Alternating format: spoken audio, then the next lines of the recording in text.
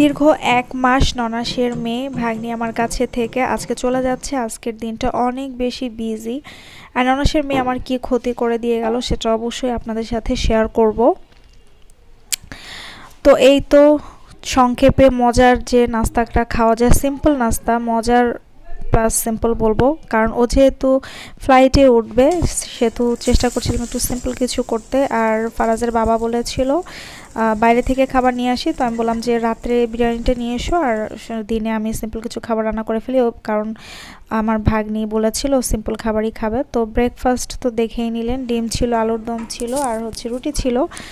এরপরে দুপুরের আয়োজন সব কিছু গুছানো শেষ করে ফেললাম। বিটরুট ভাজি করব, মুরগি রান্না করব আর সাথে একটু ভর্তা, সালাদ এইসব তো থাকবেই। তো আমি অনেক বিজি ছিলাম আর কাজ করছিলাম আর সাথে রান্নাটাও সেরে ফেলছিলাম আর একটু করে ভিডিও করছিলাম আপনাদের সাথে শেয়ার করব বলে আজকের এই ব্যস্ত দিনের একটা ভিডিও। তো আমি বিটরুটে আজকে চিংড়ি মাছ দেইনি, একদম ভাজিটাকে তেলে দিয়ে ভাজা ভাজা করে নিয়েছি, খুবই মজার হয়।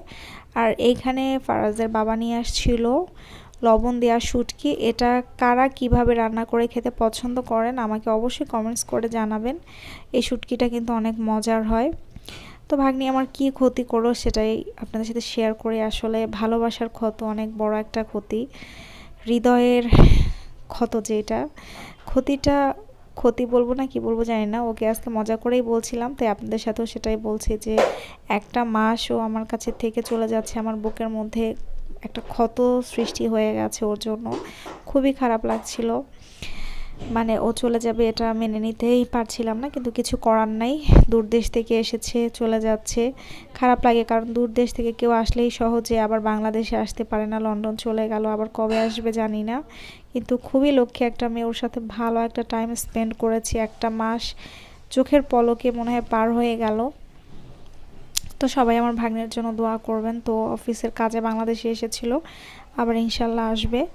তো দেখুন, ছোটোবেলায় লাল শাক দিয়ে আমরা যখন ভাত মেখে খেতাম একদম এরকম লাল লাল হতো, সে বিটরুট দিয়ে ভাত মাখানোর পরে ছোটোবেলার কথাও মনে পড়ে গেল। তো এটা ভাত মাখানোর সময় মনে হচ্ছিল একটু ভিডিও করি, আর আমি তারপরে সালাদ আর মুরগির মাংস দিয়ে একটু ভাত খেয়ে নিলাম। এরপরে বিকালবেলা আজকে নাস্তার সাথে একটু ফ্রেঞ্চ ফ্রাই করে দিব। এটা ভাগ্নির রিকোয়ারমেন্ট ছিল আজকের, যে ও একটু আমার হাতের ফ্রেঞ্চ ফ্রাই খাবে। এখানে আমি রেডি করে নিয়েছিলাম। আর আমি ফ্রেঞ্চ ফ্রাইটা প্রথমে আধা ভাজা করে রেখে দিই, তারপরে 1 ঘন্টা পরে আবার ভাজি, এতে করে ফ্রাইটা ক্রিস্পি হয়। তো সব কিছু এলোমেলো ছিল, এন্ড মোমেন্ট আমরা বিজি ছিলাম। ও অফিসের কাজ, দাওয়াত, শপিং সব কিছু নিয়ে বিজি ছিল। তো ভাগ্নি এগুলো নিয়ে যাবে লন্ডনে, কিছু ফুড নিচ্ছে ড্রাই। তো এর পরের দিন সকালে আসলে কিভাবে যে রাত পার হয়ে গেল, অনেক কিছু হয়েছিল যেটা ভিডিও করিনি। তো ওকে আমরা এয়ারপোর্ট তুলে দিব, আর এখান থেকে আমি আমার আব্বুর ওখানে চলে যাব, যেহেতু আপনারা মনে হয় জানেন আমার আব্বু একটু অসুস্থ।